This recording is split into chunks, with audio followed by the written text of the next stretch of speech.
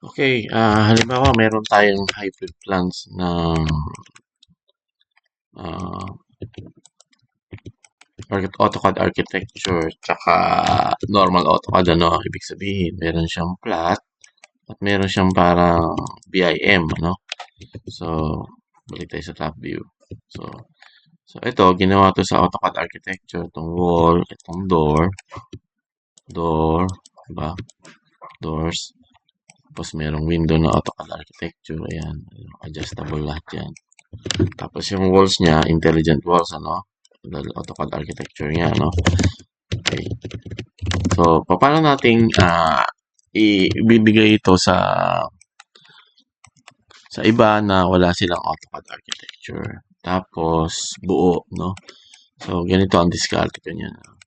So, select nyo itong architectural wall, right-click, select similar, select nyo yung door, right-click, select similar.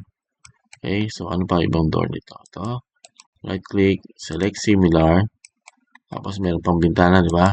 Select, right-click, select similar. So, ayan na lahat yung yung architectural BIM niya, no? Sa AutoCAD architecture. So, una niyan, explode natin. So, command natin na explode. Okay, tapos gagawa tayo ng block.